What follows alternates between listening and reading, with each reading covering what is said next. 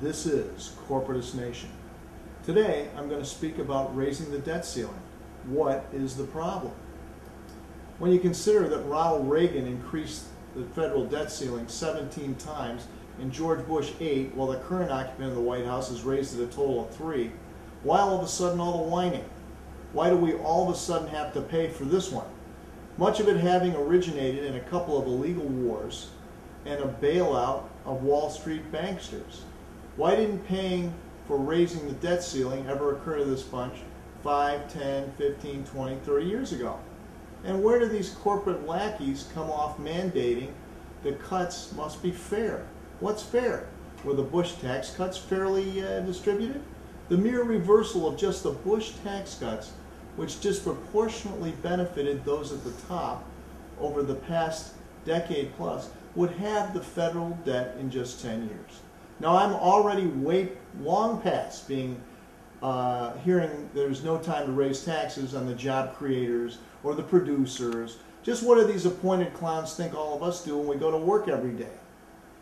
Just to be true to the core, the so-called job creators, producers, have not produced one net new job in the past 12 years in this country. I mean, in spite of a boatload of tax cuts that by a huge margin ended up in their pockets, those of the elite few at the top, I guess these people, what they mean is those at the top are the deserving and the rest of us are something that just gets in the way of their efforts to dominate the rest of us. Where's the trickle down? I mean, the corporate class, the job creators, the producer class could not or would not create jobs when the economy was flying high on the back of Wall Street corruption. So why in God's green earth should we believe for 1 second that they're going to do it now? They do not need the money. They're sitting on some $3 trillion collectively as of this very moment. They already have a great deal. So they're just being patriotic, I guess, and holding out just a bit longer for an even better deal at our expense. Then so-called President, the socialist, Obama, is presenting himself as being fair by sacrificing the New Deal in return for peanuts from the Republican side, which is indeed a fool's game if you believe that anyone in Washington, other than a handful, are representing the interests of the ordinary Joe up there. Just more of the same, the money party, composed of both major parties. In case you failed to get the sarcasm, President Obama is just the latest in a long line of corporatist presidents. He's no socialist. Now, when the cash is flowing out from the government, the top dog fat cats are fighting at a place for their place at the trough. And when the piper has to be paid, like now, after all their efforts to create and crash a bubble, the Washington lackeys are pushing those with the least to spare up to the front of the line to pay the bill, while the fat cats all run for cover with backs covered by their corrupt constabulary. Kind of like the dinner guest who orders surf and turf while everyone else gets burgers.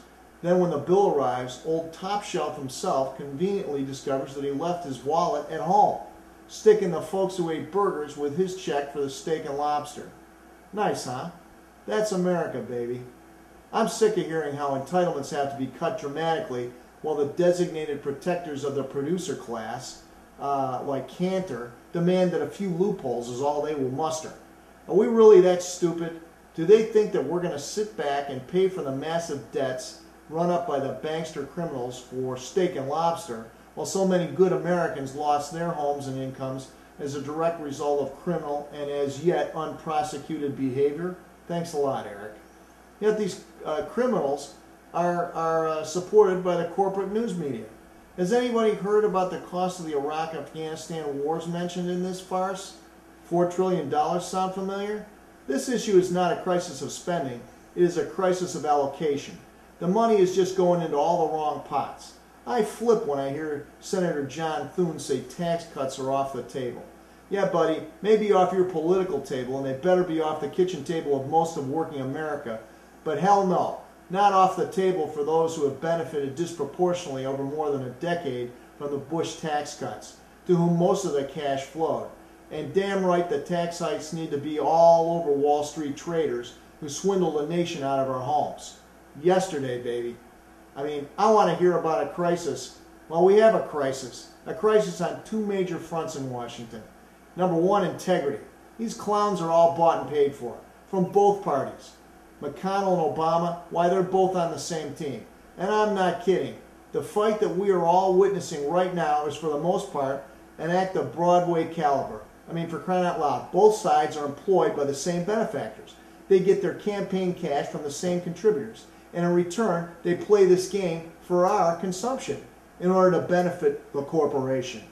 If this is not the right time to raise taxes on the top 1, 2, 3%, and 1999 was not a good time, and 2005 was not a good time, then when is it a good time? Remember, the aforementioned job creators created a hell of a lot of jobs in the past decade plus, just not here in America. And we paid them to do it through tax credits. I mean, there are solutions to straightening out the federal budget, which destroyed incrementally over time, and now at an increasingly accelerating rate. It's just that solutions involve collecting cash in one way or another from the exact same people that write all those big campaign contribution checks. Organizations too, if you know, and of course the corporations now after FEC versus Citizens United. Well, here's a clue. You don't strengthen Social Security by cutting payroll taxes that fund the program, for starters, and you don't do it by stripping Medicare.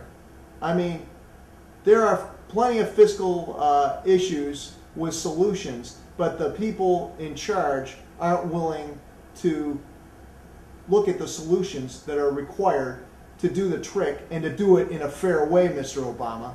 So let's think about this and how we can do better. And you know what? If we have to push these guys, well, you know what? That's what Corporatist Nation is all about. We need to push these people that are currently holding the keys to the stadium, push them to do the right thing for America, the best thing for America. And you know what? I'm going to be back with plenty of suggestions detailing exactly how to do it. Something I've done for years when I've been involved officially in politics. But right here, right now, what we're all about is making sure the American people learn what the problems really are, not getting this baloney from the mainstream corporate news media supportive of all this nonsense in word and deed, but hear it straight up, objectively, what's going on here, where the lies are being told, and what the truth really is, and what we can do to make sure that the truth wins out over the phoniness. Thanks a lot. Look forward to more of these little scenarios from Corporatist Nation, and I'm looking forward to seeing your comments on Corporatist Nation. Remember, it's up to us to save our country. We can't wait around for somebody else to do it for us. Thanks a lot.